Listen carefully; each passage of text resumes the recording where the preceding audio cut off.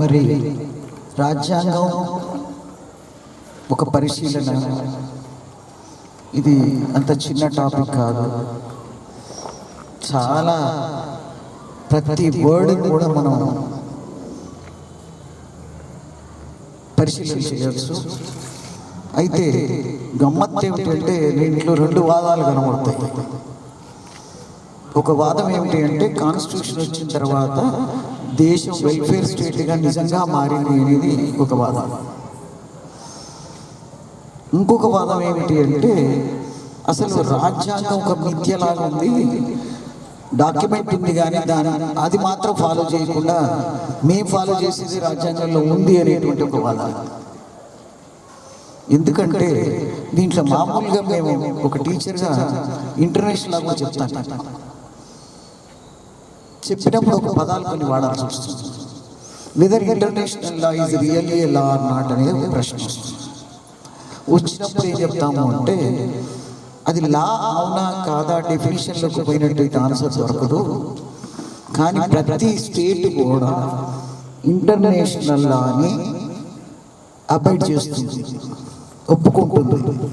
ఒకవేళ అది ఏమైనా వైలేషన్ చేసినట్టయితే కాన్స్టిట్యూషన్ ఇంటర్నేషనల్ లేదని అనదు, కానీ నా ఒక యాక్ట్ మాత్రం within the purview or within the provisions of law అంటారు. నేను చేసేది రైటే, ఈ కారణంగా చేశాను అని మన రాజ్యాంగంలో ఉండేటువంటి ప్రొవిజన్స్ అన్నీ కూడా ఎంత డిరైల్ అవుతున్నాయో, ఎంత డిమాలిష్ అవుతున్నాయో, ఎంత ఇబ్బందిగా మారుతున్నాయో, వాళ్ళకు అనుగుణంగా మార్చుకుంటున్నారో చూస్తున్నట్టయితే మరి నిజంగా కాన్స్టిట్యూషన్ ఉందా అనేది మనకు కూడా సందేహం కలుగుతుంది. అయితే ఇది నిజంగా పరిశీలన చేసినప్పుడు కాన్స్టిట్యూషన్ మేకింగే మనకు కొంచెం ఇబ్బందిగా అనిపిస్తుంది. ఎందుకు అంటే ఆ కాన్స్టిట్యూంట్ అసెంబ్లీ మెంబర్స్ ఎవరు, ఎక్సెప్ట్ అంబేద్కర్, మిగతా వాళ్ళంతా కూడా ఆ రోజు లీగల్ నాలెడ్జ్, ఆ రోజు ధనం ఉన్న వాళ్ళు, ఆ రోజు రాజ్యాధికారం అనుభవించిన వాళ్ళు. ఒక అంబేద్కర్ మాత్రం అంటే ఆయనేమో మీరు డ్రాఫ్టింగ్ కమిటీ చైర్మన్గా చేసి మీరు చెప్పినే ఆయన రాసుకోమనడానికి ఆ రోజు చేసింది అనేది ప్రధానంగా మనకు డౌట్ వస్తుంది. కానీ గట్టివాడు ఎన్ని రకాల కాన్స్టిట్యూషన్స్ చదివి ఒక కాన్స్టిట్యూషన్లో మనకేం కావాలి వాళ్ళ కాన్స్టిట్యూషన్లో అని తెచ్చి రాసుకున్నటువంటిది. అందుకని వాళ్ళ కొంతమంది కామెంటేటర్స్ ఏం రాస్తున్నారు అంటే మనది ఒరిజినల్ కాన్స్టిట్యూషన్ కాదు, this is an adapted constitution. మరి మనం అడాప్టెడ్గా ఉన్నామా అంటే కుదరదు. అడాప్షన్స్ మనం సూటబుల్గా ఉన్నామా లేదా, అది ప్రధానంగా సమస్య. So constitution making it self shows the disparities in accepting each others opinion. తర్వాత డ్రాఫ్ట్ ప్రొసీడింగ్స్ కనుక చదువుతున్నట్టయితే అసలు డాక్టర్ అంబేద్కర్ కూడా కాంప్రమైజ్ అవ్వాల్సి వచ్చింది.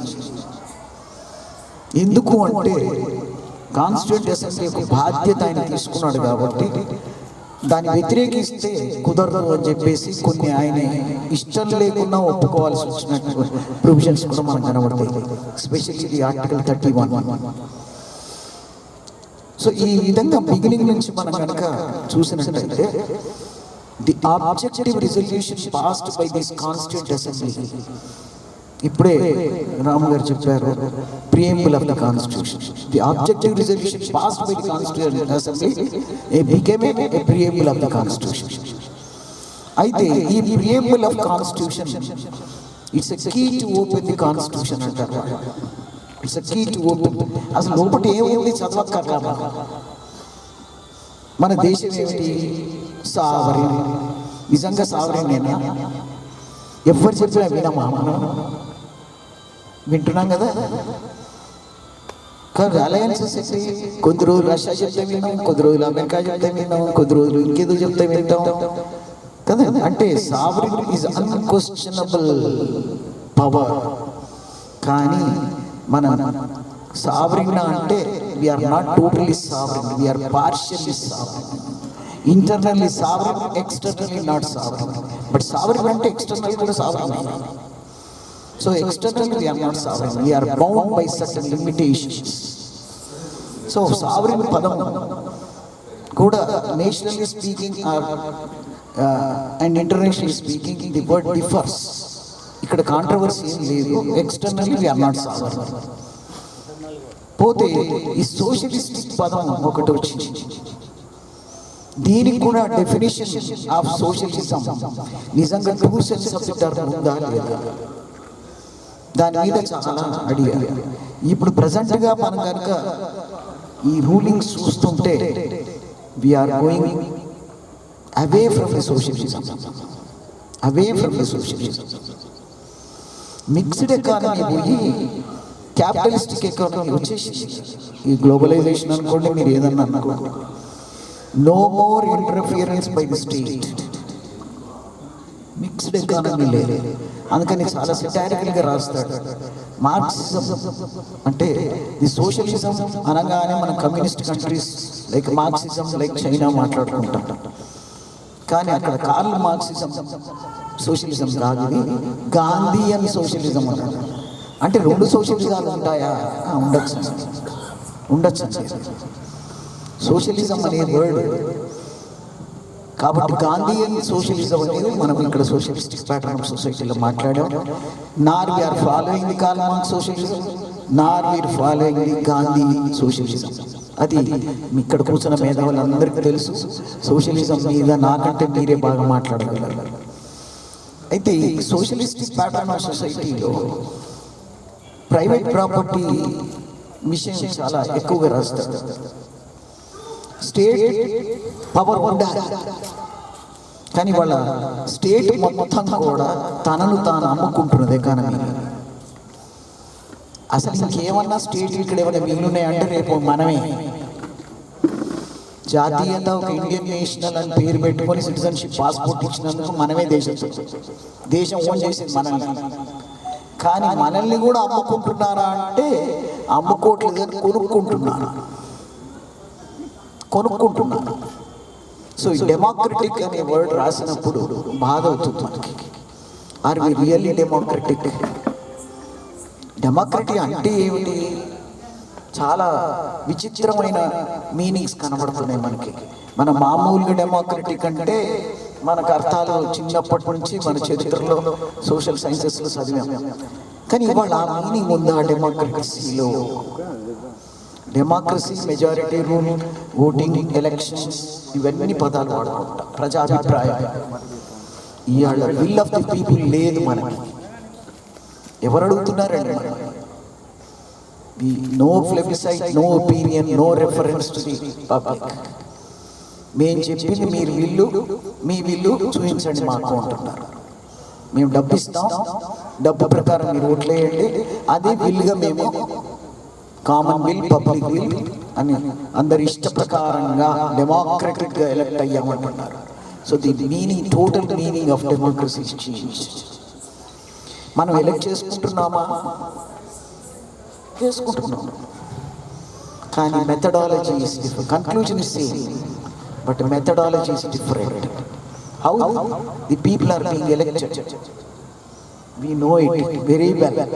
అంటే వాళ్ళకి తెలీదా? ఎలక్షన్ కమిషన్ తెలీదా? తెలుసు. కానీ ఎలక్షన్ కమిషన్ ఏమి చేయలేని పరిస్థితుల్లో ఓట్ల లెక్కింపుతోటే మా బాధ్యత అయిపోయింది అనుకుంటున్నారు. కానీ ఈ ఓట్లు ఎట్టా పడ్డాయి అనేది ఆలోచించేటువంటి అవసరం దానికి లేదు, బాధ్యత కూడా దానికి లేదు. ఎలక్షన్ కమిషన్కి ఈ బాధ్యత లేదనేది మాత్రం మనకు కరెక్ట్గా కాన్స్టిట్యూషన్లో కనబడుతుంది. ఎట్లొచ్చాయి నాకెందుకండి, ఆ డబ్బాలు ఎన్ని పడ్డాయో లేదా ఆ మిషన్లు ఎన్ని పడ్డాయో అవి చూసి నేను డిక్లేర్ చేస్తానంట. అంటే మరి ఇది real democracy? How people are voting, ఇది పదం పోయింది. సెక్యులర్ పదం మీద ఇది కూడా మనం 1976 అమెండ్మెంట్లో యాడ్ చేసుకున్నాం. సెక్యులర్ అంటూ state does not adopt any religion of its own. కరెక్టే,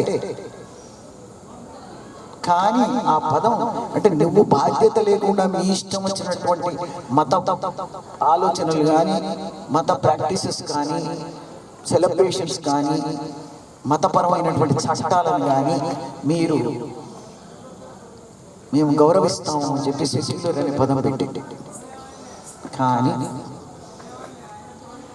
మళ్ళీ అదే ప్రాథమిక హక్కుల చాప్టర్లో మనకు రిలీజియస్ రైట్స్ కూడా ఇచ్చారు. ఈ సెక్యులర్ అని వర్డ్ రాకముందే ఇవన్నీ మతపరమైనటువంటి హక్కులు ఉన్నాయి మనకి.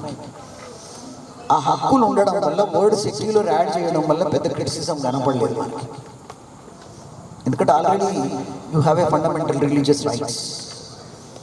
కానీ ఇవాళ కాన్స్టిట్యూషన్ ప్రొవిజన్స్ ఎక్కువనా, మతపరమైనటువంటి హక్కులు ఎక్కువనా అని ఒక కాన్ఫ్లిక్ట్ తయారైంది.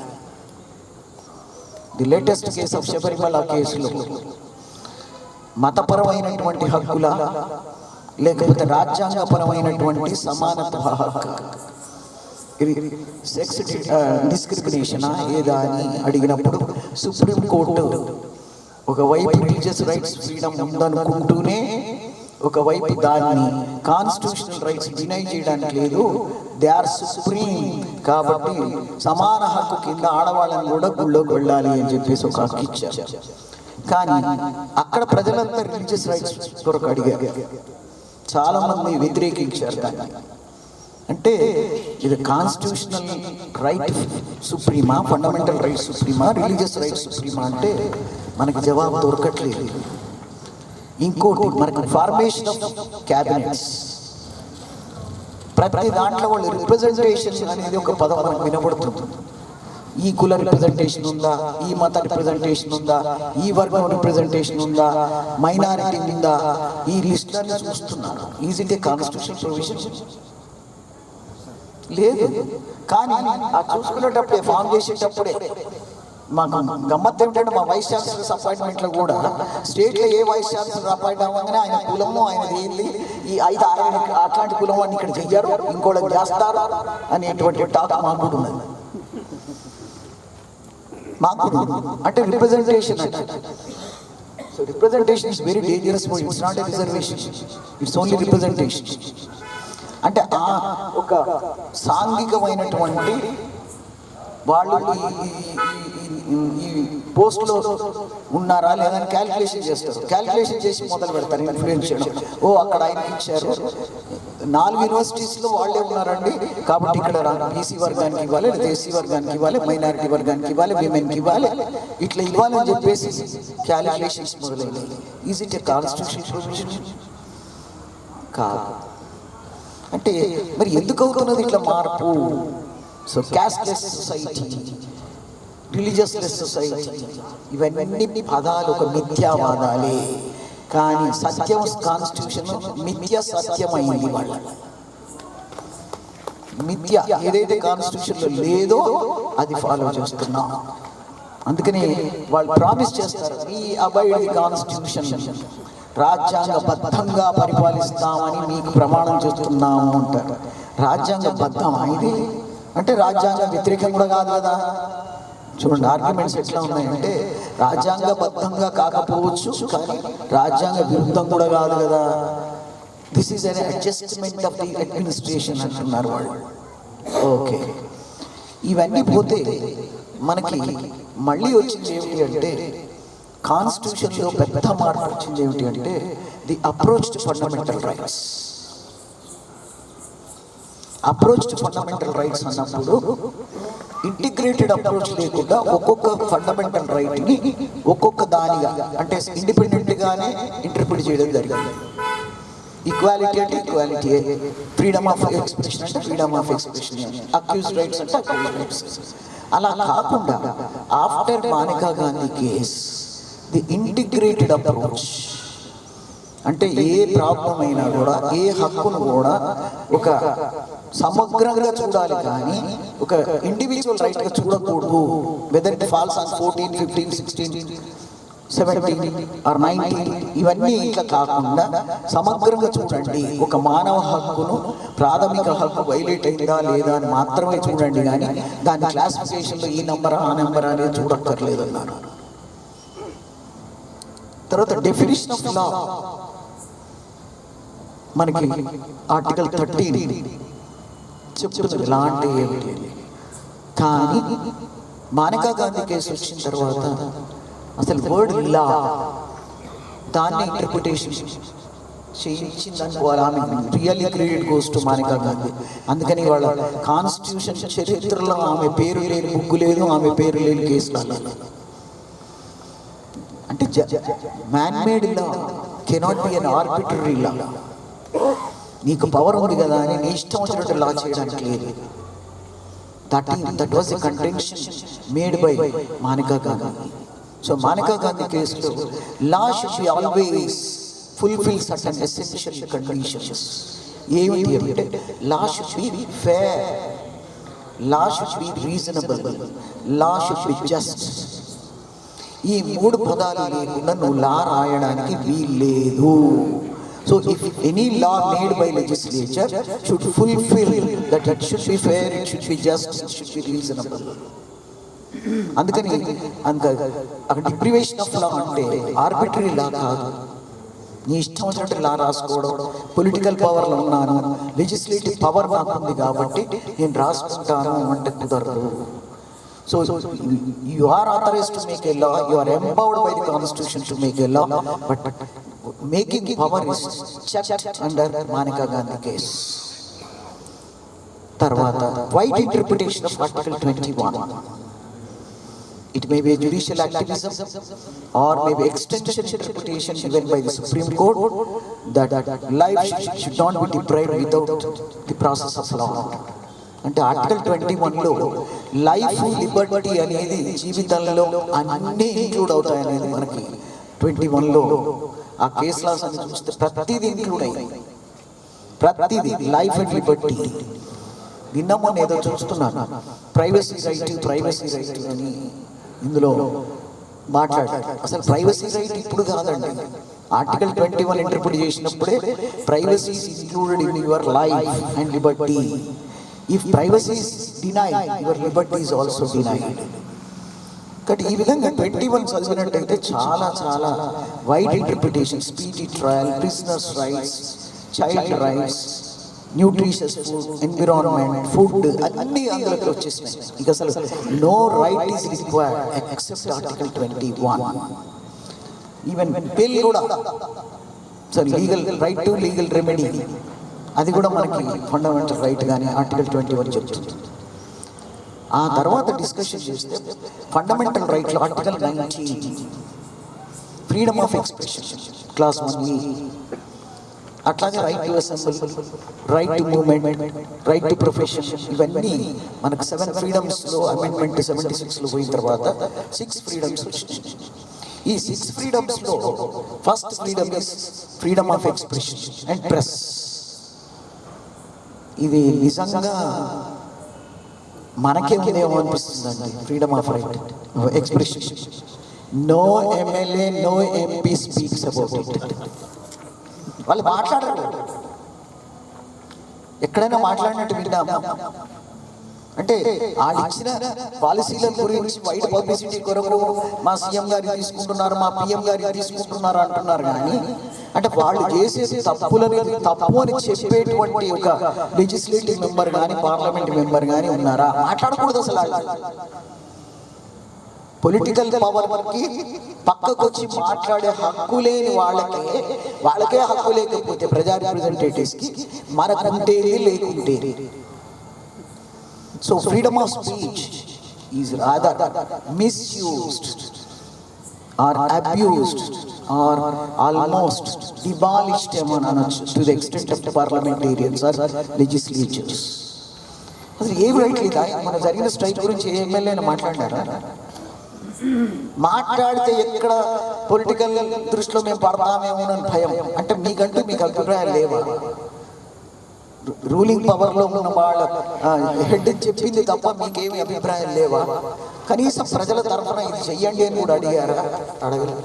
ఎందుకు అంటే మనకు కూడా రాయాలన్నారు, king can do no wrong. అంతేనా? బ్రిటన్ ప్రభుత్వంలో మనకు ఒక వర్డ్ వస్తుంది, king can do no wrong. తప్పే చేయదట రాణి గారు కానీ రాజు గారు, తప్పు చేయదు. సో పొలిటికల్ హెడ్ ఉన్నంతసేపు CM cannot do wrong, PM cannot do wrong. ఇదేం పాలసీ అంటే వాళ్ళు మనుషులు కాదా? వాళ్ళు ఒకప్పుడు మినిస్టర్గా లేరా, లేకపోతే ఆర్డినెన్స్ నిజంగా లేరా? So this is all constitutional రాసుకోలేనటువంటి provisions. Then right to assemble మనకు తెలిసి వాడు ది ఎగ్జిక్యూటివ్ ఎంత ఆర్బిటరీగా ప్రవర్తిస్తున్నదంటే అసలు అది ఫండమెంటల్ రైట్ అనే విషయం మర్చిపోయింది. ఎవడిచ్చినా మీకు ఫండమెంటల్ రైట్ ఎక్కడున్నదా అంటున్నారు. రైట్ టు అసెంబుల్ అంటే అబ్సల్యూట్ రైట్ కాకపోవచ్చు, it goes with restrictions, no doubt about it. అయితే ఎంత ఫీలింగ్ ఉందంటే ఇప్పుడు పాలకులలో ఒక ఫీలింగ్ ఉంది, అసలు రైట్ ఇవ్వడమే మా డెవలప్మెంట్కు అడ్డం. ఇదేమిటండి బాబు? The rights are given to people. It is nothing but restrictions to the sovereign power. అందుకని మ్యాగ్నా కార్టాలో అదే అంటాడు, రైట్స్ ఇవ్వడం ఇష్టం లేక నాకు చదువు రాదు పో అంటాడు. డాక్యుమెంట్ మీద నేను సంతకం పెట్టడం పో అంటాడు. మ్యాగ్నా కార్టా అంటే this first bill on the first document on human rights.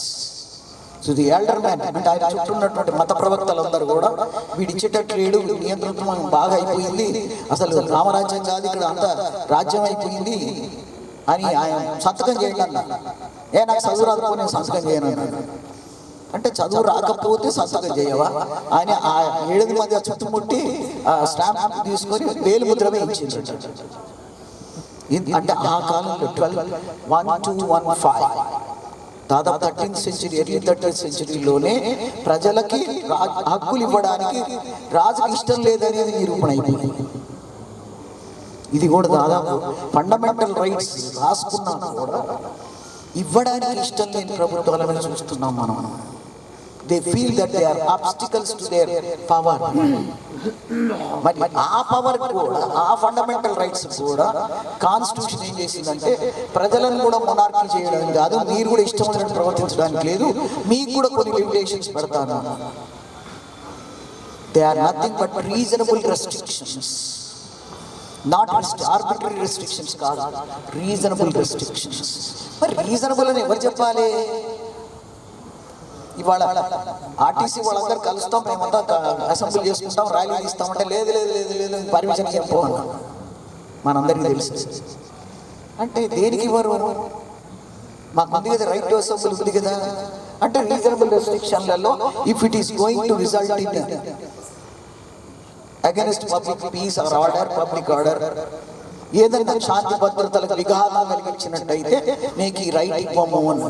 కలిగించినట్టయితే అంటే కలిగించినట్టయితే కలిగిస్తుందేమో అని భయం. So the reasonable restrictions for the enjoyment of fundamental rights, the restrictions itself deny your fundamental right. If really the true sense of the term restrictions కనుక మనం చదివినట్టయితే they are denial of our fundamental rights. అంటే పరిమితిలో పెట్టి ఇది ఇది ఇది చేస్తే, ఇది కాకపోతే నీ హక్కు ఇస్తా, కానీ కాకపోతే అయితే అనేదే కదా మనకు కావాల్సిన ప్రశ్న. మా నార్మల్ దాంట్లో మనం ఎప్పుడు కూడా ఫండమెంటల్ రైట్స్ గురించి గుర్తు చేసుకోము, అడగము వైలేషన్ అయినప్పుడే. తర్వాత very common problem of rights of the accused. మీకు తప్పకుండా లా ప్రొవిజన్స్ ప్రకారం మీకు ఎఫ్ఐఆర్ కాపీ ఇవ్వాలి, మీ కేసు రిజిస్టర్ చేసుకోవాలి, మీకు 24 hours మ్యాజిస్ట్రేట్ ప్రొడ్యూస్, ఇట్లాంటివన్నీ రాసుకున్నాం. చెయ్యకపోతే ఇవాళ చేస్తారని రూల్ అబైడింగ్ కాదు, రూల్ వైలేటర్స్ ఉన్నారు, కాన్స్టిట్యూషన్ వైలేటర్స్ ఎక్కువ కనబడుతున్నారు. వి వాంట్ ఇవాళ కొత్త లాస్ అక్కర్లే, మాకు ఉన్న లాస్ను చిత్తశుద్ధిగా లా ఎలా ఉందో అలా ఫాలో చేయండి అనే వాళ్ళమే ఎక్కువ ఉంటాం. ఇవాళ వైలేటర్స్ పని చేసేవాళ్ళు ఏది? ఇవాళ అమ్మాయి కేసు చూస్తే మా జ్యూరిస్డిక్షన్లో లేదు కాబట్టి మేము తీసుకోమన్నారు. But there is a provision. ఇవాళ ఒక మిత్రుడు మెసేజ్ పెట్టాడు నాకు, 0 FIR అంటారు దాన్ని. 0 FIR అంటే ఏమిటంటే మనం ఈ పరిధిలో లేని పోలీస్ స్టేషన్కి వెళ్ళినా కూడా ఆ కేసు తీసుకుని ఆ కన్సర్న్ పోలీస్ స్టేషన్కి వాళ్ళే ఇన్ఫర్మేషన్ ఇవ్వాలి. That is 0 FIR. ఆ మిత్రుడు రాస్తాడు, ఈ ప్రొవిజన్ పోలీసు వాళ్ళకి తెలియదా అని అంటాడు. అంటే తెలియకుండా ఏం కాదు, తెలియకపోతే మన ignorance of law is not excuse. మళ్ళీ వాళ్ళ డ్యూటీ బాగుంది, నాట్ ఎన్ ఆర్డినరీ సిటిజన్. కానీ రైట్స్ ఆఫ్ ది అక్యూజ్డ్ కూడా కస్టడీలో చంపడం, 3rd degree వాడడం, వైలెన్స్, హ్యూమన్ రైట్స్ వైలేషన్స్, ఇవన్నీ కూడా మనకు రైట్స్ ఆఫ్ ఎఫ్ఐఆర్ కాపీ ఇవ్వకపోతే ఏం చేయాలండి మనం? అంటే మా దగ్గర ఉన్న అడ్వకేట్స్ చెప్తారు చక్కగా మీరు జ్యుడిషియరీకి వచ్చి ఒక కంప్లైంట్ వారండి అంటే ఆయన తప్పు చేస్తే నేను కోర్టు పోవాలి, వకీలు పెట్టుకోవాలి, డబ్బులు ఇవ్వాలి, ఫైల్ చేయాలి. ఇదేంటి? ఇదేం న్యాయం? వైలేట్ చేసేది ఆయన, లా అడిగేదేమో నేను, నాకు ఎఫ్ఐఆర్ కాపీ ఇవ్వలేదని చెప్పి నేను పోవాలా? సో ఆల్ వైలేషన్స్ ఇవన్నీ కూడా మీరు all fundamental rights if they are deny, you have a fundamental right under article 32 enforce వల్ల ఆర్ డినై. అంటే మేము హైకోర్టు దానిక పోవాలి, సుప్రీంకోర్టు దానిక పోవాలా? ఏమిటండి ఇది? ఎంత అన్యాయం ఇది? అంటే డినై చేసిన వాడు కోర్టుకి మనం పోవాలి. ఇవి సిస్టమ్ ఆఫ్ కాన్స్టిట్యూషన్లో ఉన్నటువంటిది. పోతే ఇది unique feature of the constitution. That's an excellent provision where no constitution in the world has under article 32. You have a right to go directly to the high court. మొన్న ఏదో కేసులో నేను I did not అంటే follow చేయలేదు. అందులో ఒక advocate డైరెక్ట్గా సుప్రీంకోర్టుకి ఎట్లా వస్తాడో ఆయన ఏం పెట్టిండు అబ్జెక్షన్. అంటే 32 తెలియదా ఆయన ఎక్కువ అందాం అనుకున్నాను. ఆర్టికల్ 32లో you have direct access to supreme court in case of violation of fundamental rights. Exhaust local remedies అనే పదం రాయలే. కాబట్టి 32 article is a unique that should be appreciated for the, అదొకటే మనకి సోల్ ఆఫ్ ది కాన్స్టిట్యూషన్ అంటాడు Ambedkar. So he says article 32 is the soul of our constitution.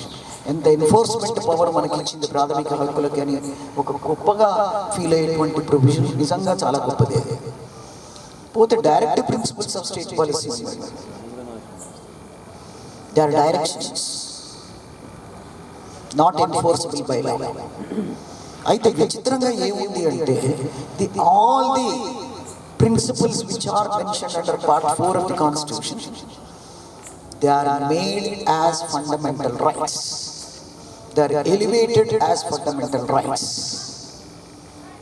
అంటే మళ్ళీ enforceability బాధ్యత మన మీద పెట్టారు. అది రైట్ టు ఎడ్యుకేషన్ అనేది ఫండమెంటల్ రైట్లో 21A పెట్టినప్పుడు చాలా మంది ఆనందపడ్డారు. Right to education it is a fundamental right. Fundamental right దాంట్లో స్టేట్ బాధ్యత ఏం లేదు అనేది అర్థం చేసుకోవాలి. That's very different aspect of right to education. So right to education పెట్టగానే స్కూల్ ప్రొవైడ్ చేయాలి అది ఇదని కాదు. అక్కడ మాకు విద్య కావాలి, మా విద్య మా ప్రాథమిక హక్కు. అంటే enforceability is against state. All fundamental rights are enforceable against the state only కదా.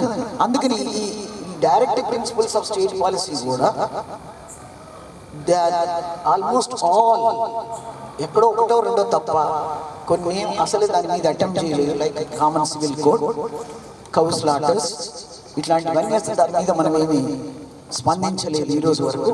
కానీ అవన్నీ కూడా they have become almost fundamental rights. కాబట్టి ప్రభుత్వం కూడా మాకు ఇంకా డైరెక్షన్సే లేవు, మా ఇష్టం,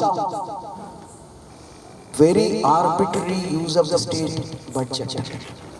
ఇవాళ చూస్తున్నాం ప్రతి గవర్నమెంట్ కూడా ఇండివిజువల్కి ఏమి ఇస్తుందని ఆలోచిస్తుంది కానీ సొసైటీకి ఏమి ఇస్తున్నదని ఆలోచించడం లేదు. Is it a direction? అంటే ఓట్ బ్యాంక్స్ పెంచుకోవడానికి స్టేట్ బడ్జెట్ వాడుకోవాలా, లేదా నిజంగా వెల్ఫేర్ స్టేట్లో డెవలప్మెంట్ ఆఫ్ ద స్టేట్ ముఖ్యమా?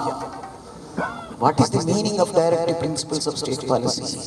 ఇవాళ ఇంటింటికి పెన్షన్లు, ఇంటింటికి చీరలు, ఇంటింటికి ఏమేమో కళ్యాణ లక్ష్మి అవి ఇస్తున్నారు. కానీ మా ఇంటి ముందు రోడ్డు అయితే ఎవరు పట్టించుకోరు. మా దగ్గర యూనివర్సిటీలో పోస్టులు ఫిల్అప్ కావాలి, ఎవరు పట్టించుకోరు. స్కూల్స్ అన్నీ క్లోజ్ చేస్తున్నారు. మరి ఇంకేంది డైరెక్షన్స్ ఇవేనా? వెల్ఫేర్ సొసైటీ అనుకున్నప్పుడు Indian constitution creates welfare society. అంటే ఇండివిజువల్ సొసైటీయా? సొసైటీ అనే పదం ఇక్కడ ఎందుకు వస్తుంది?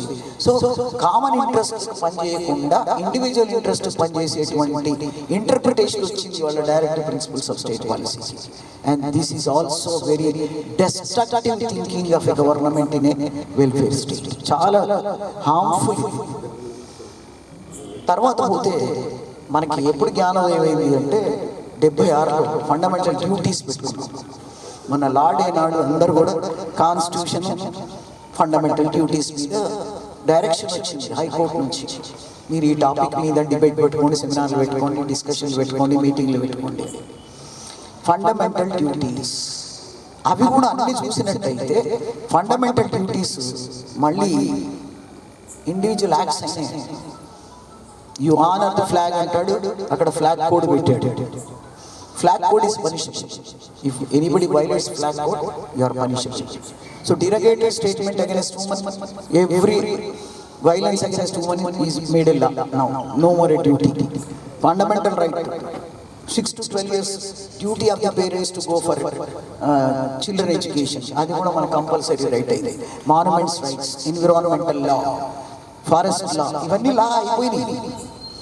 కాబట్టి మన డ్యూటీ వద్దనుకుని లా చేశారా, లేకపోతే డ్యూటీ అని మనం చెయ్యమనుకుని వాళ్ళు లా చేశారా తెలియదు మనకి. But all duties which are mentioned under fundamental duties under 51A, almost they are enacted as statutory laws. ఇంకా విచిత్రంగా ఏమిటి అంటే the object and the constitution draft రాసిన వాళ్ళు, అసెంబ్లీ రాసిన వాళ్ళు, right to property is no more a fundamental right. Common man ఒక ఆలోచన వస్తుందండి, అండర్ ఆర్టికల్ 300A నేమో మీరు కాన్స్టిట్యూషనల్ రైట్ అంటారు, ఇక్కడనేమో ప్రాపర్టీ రైట్ ఫండమెంటల్ రైట్ తీసేశారు. ఏం తేడానండి? మన కామన్గా తెలియదు. కానీ అక్కడ ఫండమెంటల్ డిఫరెన్స్ ఏమిటి?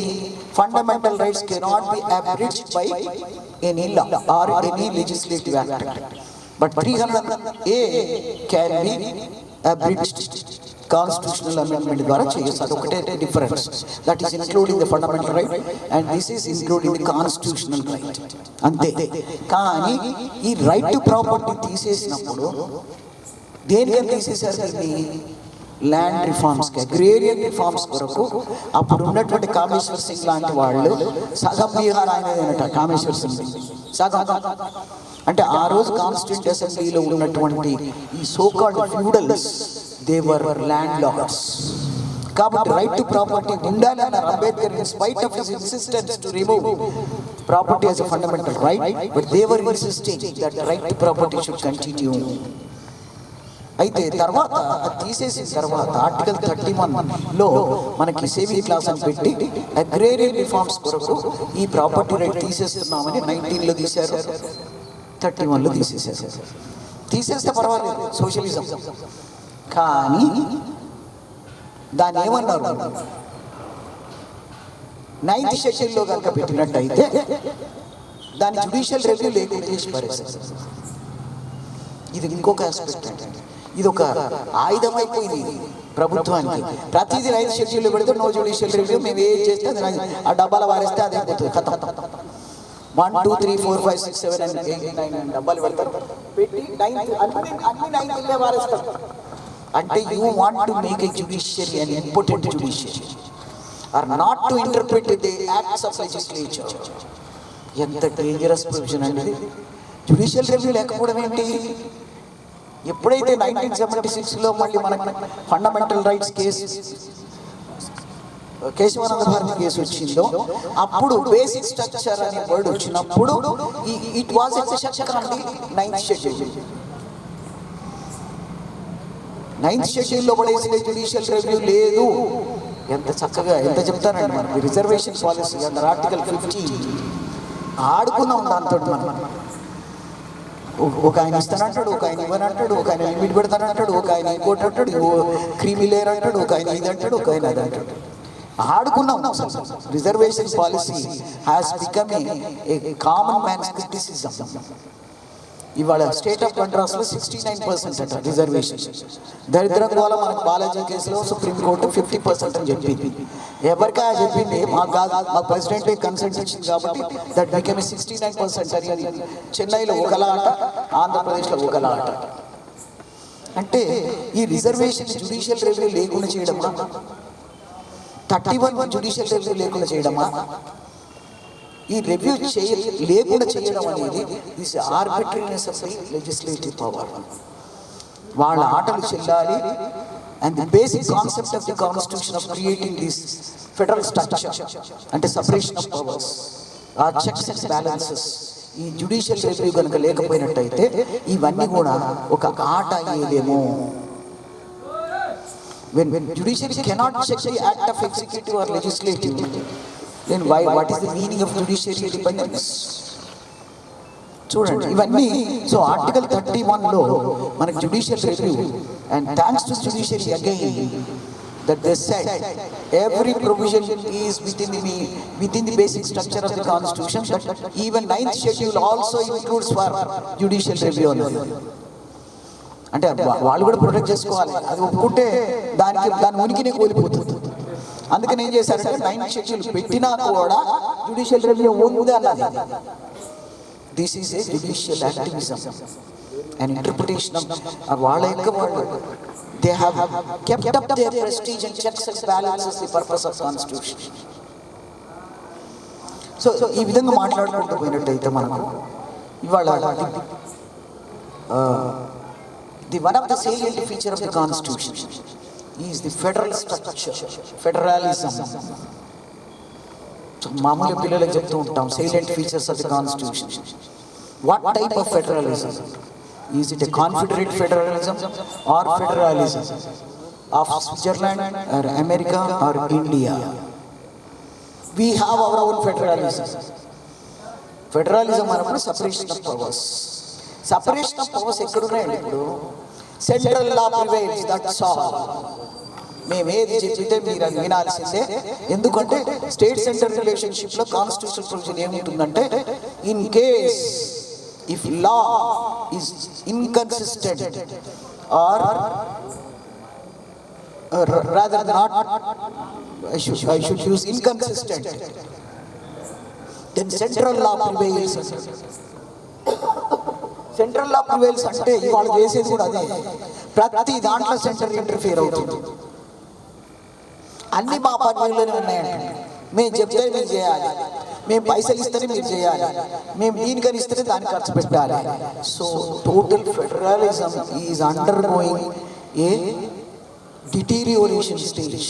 రేపు కాన్స్టిట్యూషన్లో ఫెడరల్ పదం ఒట్టిగా నామినల్గా కనపడుతుందేమో. అసలు ఫెడరలిజం అంటే స్టేట్ ఇండిపెండెంట్ ఉండాలి ఇన్ ఇట్స్ ఓన్ సబ్జెక్ట్స్, కానీ అది లేదు. స్టేట్ సెంటర్ రిలేషన్షిప్స్కి వచ్చే వరకు in all this centre law prevails అంటారు. మరి స్టేట్ లిస్ట్ ఏంది, మా ఉనికి ఏంది, మాకు అంటే పనికిరాని మీరు చేసుకోండి, మాకేం బాధ లేదు. కానీ అసలు ముఖ్యమైన మాత్రం మేము చెప్పినట్టు మీరు వినాలి. మళ్ళీ conflict between state and centre when political parties are different. ఇక్కడ ఒక పొలిటికల్ పార్టీ, సెంటర్లో ఒక పొలిటికల్ పార్టీ ఉన్నప్పుడు డెఫినెట్గా there is a conflict between this federalism.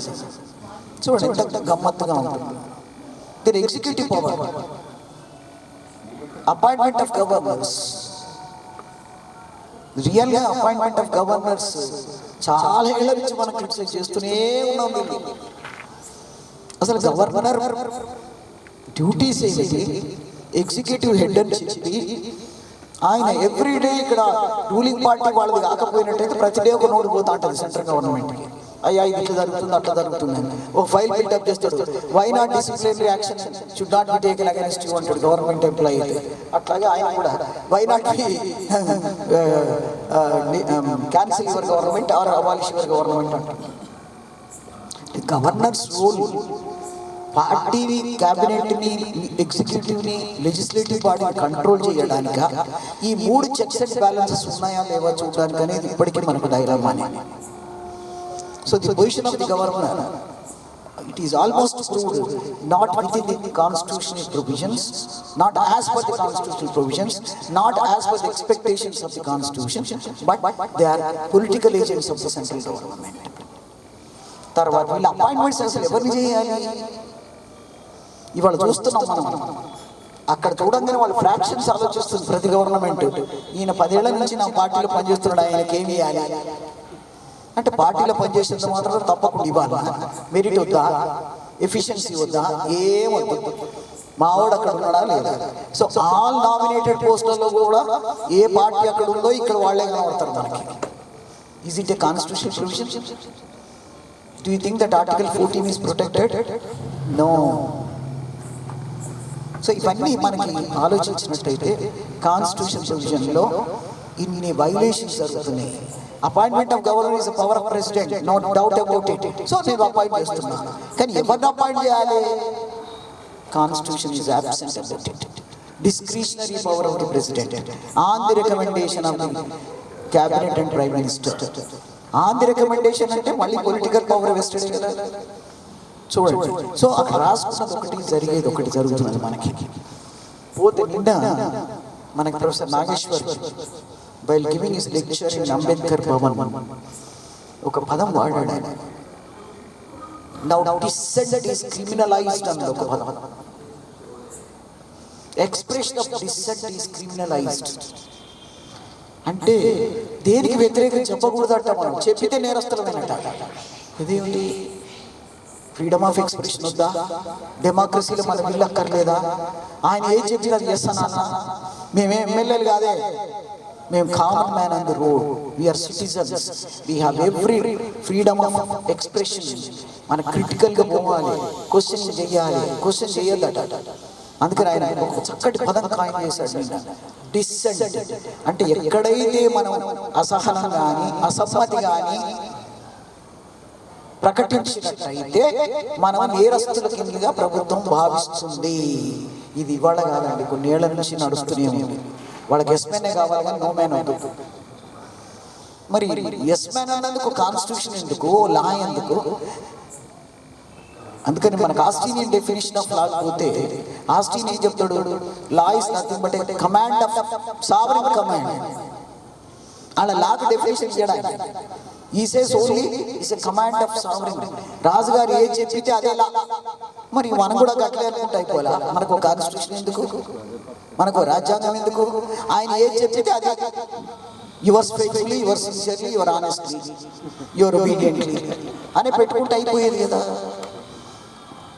అది వ్యతిరేకిస్తే క్రిమినలైజ్. చూడండి ఎంత నిన్న అమ్మాయి కేసులో why people are so provoked when police arrest this people. నిజంగా ఒక క్వశ్చన్ వచ్చింది, అకాడమిక్ క్వశ్చన్. మంచి పని చేస్తున్నారు కదా వాళ్ళు అరెస్ట్ చేసి ట్రయల్ పంపిస్తున్నారు కదా, మంచిదే కదా అంటే ప్రజలకు ఎందుకు ఇంత ఎదురు తిరిగేవాల్సిన అవసరం ఏముంది పోలీసు వాళ్ళకి అని ఒక క్వశ్చన్. అంటే ఆ పోలీసులే ఆ కేసుకు అన్యాయం చేశారు, జ్యూరిడిక్షన్ లేదని, కాబట్టి ఇప్పుడు కూడా మీరు ఎంత న్యాయం చేస్తారు అని మాకు నమ్మకం లేదని ప్రొటెస్ట్ చేశారు. So justice should be given to us, trial should be given to us. మాకు ఇవ్వండి, మేము న్యాయం చేస్తామంటున్నారు. అది కూడా తప్పే. వేరే system is there. Why we are fighting for civil rights, why we are fighting for the accused rights. వాళ్ళు ఏదో తప్పు చేశారని కాదు, కానీ మనకు ఒక సిస్టమ్ ఆఫ్ లా ఉంది, సిస్టమ్ ఆఫ్ ప్రాసిక్యూషన్ ఉంది, కోర్ట్స్ ఉన్నాయి, సిస్టమ్ ఆఫ్ ఎగ్జామినేషన్స్, ప్రొసీజర్స్ ఉన్నాయి. కాబట్టి వాళ్ళని ప్రజలు ఎదిరించడం అనేది లాను వాళ్ళ చేతిలో పెట్టడం కాదు. లా should be in the custody of the law protectors. అంతేగాని కామన్ మ్యాన్ చేతిలో లా పెట్టడానికి లేదు. మన చేతిలో పెట్టినవి మన హక్కులు మాత్రమే. పోతే అమెండ్మెంట్ ప్రాసెస్, మేము సేలియంట్ ఫీచర్స్ దగ్గర ఏం చెప్తామంటే ఇది రెండు అని చెప్తాం. Constitution flexible and rigid. ఆడది కాదు, మగది కాదు, ట్రాన్స్జెండర్. అంటే ఏంటి అసలు? అంటే మీకు అక్కడుంటే ఫ్లెక్సిబుల్ చేస్తారు, మీకు అక్కర్ లేకుండా రిజిడ్ చేస్తారా? రిజిడ్కి గైడ్ లైన్స్ లేవా, ఫ్లెక్సిబుల్కి గైడ్ లైన్స్ లేవా అంటే దొరికిందంట. కేశవానంద భారతి కేసు దొరికింది మన. అంటే అమెండ్మెంట్ కూడా బేసిక్ స్ట్రక్చర్ తీసేయకుండా చేయాలి కాబట్టి అది ఒక లిమిటేషన్ పెట్టింది. ఇవాళ అమెండ్మెంట్స్, ఇన్ని అమెండ్మెంట్స్ ఏ కాన్స్టిట్యూషన్లో కనబడవు. అమెరికన్ కాన్స్టిట్యూషన్లో 250 సంవత్సరాల తర్వాత కూడా 10 అమెండ్మెంట్స్ కంటే ఎక్కువ కాలేదు. మరి వాళ్ళకి సోషల్ ప్రాబ్లమ్స్ లేవా? వాళ్ళకి కూడా ఉన్నాయి, కానీ అక్కడ అమెండ్మెంట్స్కి అంత అవసరం పడలేదు. మనకి అసలు 1140 ప్రపోజల్స్ పోయినాయట ఈ రోజు. దాంట్లో 123 మాత్రమే మెటీరియలైజ్ అయ్యింది. అంటే ప్రధానికి అమెండ్మెంట్ కావాలి, ప్రధానికి క్లారిఫికేషన్ కావాలి, ప్రధానికి ఇది కావాలంటే ఏమిటి?